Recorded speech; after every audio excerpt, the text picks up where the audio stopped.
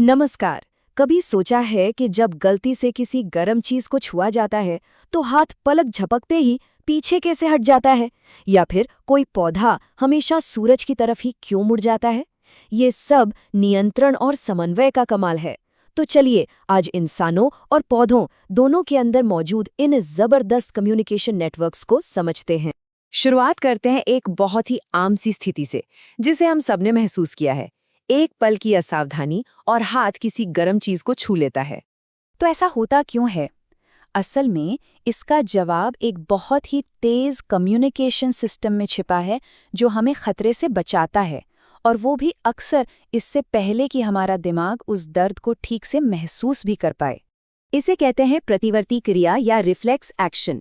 किसी भी बाहरी चीज के लिए शरीर का एक तुरंत और अनैच्छिक रिएक्शन। इसे हमारे शरीर का अपना हाई स्पीड नेटवर्क समझिए, जो हमें बचाता है। तो आखिर ये नेटवर्क है क्या? चलिए पता लगाते हैं हमारे शरीर के इस इंफॉर्मेशन सुपर हाईवे के बारे में, जिसे हम तंत्रिका तंत्र कहते हैं। ये नर्वस सिस्टम हमारे शरीर की वायरिंग की तरह काम करता है, जो बिजली की रफ्तार से इलेक्ट्रिकल मैसेज भेजता है। इस सिस्टम का जो बिल्डिंग ब्लॉक है वो है न्यूरॉन। समझिए ये एक रिले रेस की तरह है। डेंड्राइट सिग्नल को पकड़ता है, सेल बॉडी उसे एक इलेक्ट्रिकल सिग्नल में बदल देती है, और एक्सॉन उस सिग्नल को अगले न्यूरॉन तक ले जाने वाला हाईवे बन जाता है। अब असली जादू यहाँ होता है। न्यूरॉन्स असल में एक दूसरे को छूते नहीं हैं। उनके बीच एक बहुत छोटा सा गैप होता है, जिसे सिनैप्स कहते हैं। तो सवाल ये है कि सिग्नल पार कैसे होता है? यहीं पर मजा है। वो अपना रूप बदल लेता है। इलेक्ट्रिकल सिग्नल एक केमिकल मैसेंजर को छोड़ता है, जो इस गैप को तैर कर पार कर जाता है। ये एक बहुत ज़रूरी कॉन्सेप्ट है, जो एग्जाम्स में अक्सर पूछा जाता है। तो बताइए, दो नर्व सेल्स के बीच की इस खाली जगह को क्या कहते हैं? बिल्कुल सही जवाब है सिनैप्स। ये छोटी सी जगह हमारे पूरे नर्वस सिस्टम में कम्युनिकेशन के लिए एक बहुत ही महत्वपूर्ण जंक्शन है। लेकिन तंत्रिका तंत्र अकेला कंट्रोल सिस्टम नहीं है। कुछ धीमी और लंबे समय तक चलने वाली प्रक्रियाओं के लिए शरीर एक बिल्कुल अलग तरीका अपनाता है। तो अब बात करते हैं शरीर की केमिकल पोस्टल सर्विस की, यानी अंतःस्रावी तंत्र। देखिए, ये सिस्टम ईमेल की तरह तेज नहीं बल्कि स्नेल मेल की तरह काम करता है। ये हार्मोन नाम के केमिकल खत भेजता है, जो हमारे खून के जरिए सफर करते हैं और शरीर की बड़ी और धीमी प्रक्रियाओं को मैनेज करते हैं, जैसे कि ग्रोथ, मेटाबॉलिज्म और स्ट्रेस।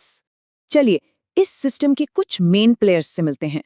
पिट्यूटरी ग्लैंड को ऑर्केस्ट्रा का कंडक्टर समझिए, जो कई दूसरे ग्लैंड्स को कंट्रोल करती है। थायराइड हमारे शरीर के इंजन की स्पीड तय करती है, और एड्रीनल ग्लैंड हमारी इमरजेंसी रिस्पॉन्स टीम है। तो इमरजेंसी की बात चली है, तो बताइए किस हार्मोन को फाइट और फ्लाइट हार्मोन भी कहते हैं? एकदम सही, एड्रेनलिन। यही वो हार्मोन है जो दिल की धड़कन तेज कर देता है, हमारी इंद्रियों को तेज करता है और शरीर को किसी भी मुश्किल हालात से लड़ने के लिए तैयार करता है। तो जानवरों में तो ये कॉम्प्लेक्स सिस्टम होते हैं, पर पौधों का क्या? वो भी तो अपने आसपास के माहौल पर रिएक्ट करते हैं, लेकिन कैसे? तो बात यह है कि पौधों के पास भी हार्मोन्स होते हैं, जिन्हें फाइटोहार्मोन्स कहा जाता है। हो सकता है उनके पास नर्वस सिस्टम ना हो, लेकिन ये केमिकल मैसेज ही उन्हें सूरज की रोशनी की तरफ झुकने, अपनी जड़ों को नीचे भेजने और यहाँ तक कि ये जानने में भी मदद करते हैं कि फल कब पकाना है। इसे ऐसे समझिए कि पौधों के पास भी एक गैस पेडल और एक ब्रेक होता है।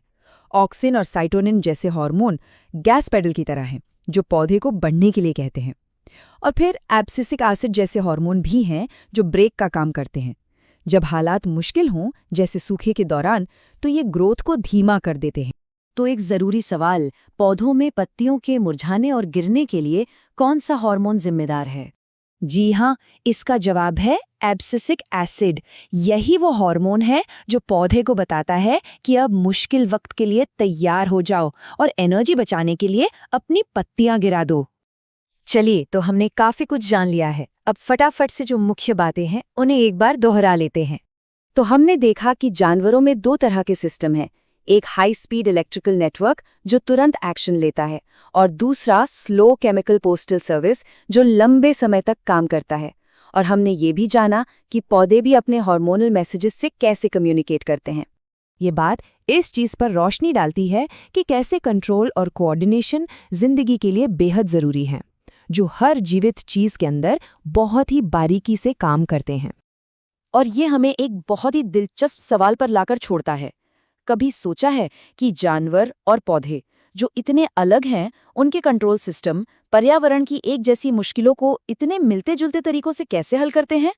यानी खास रिएक्शन पैदा करने के लिए खास तरह के मैसेज का इस्तेमाल करके।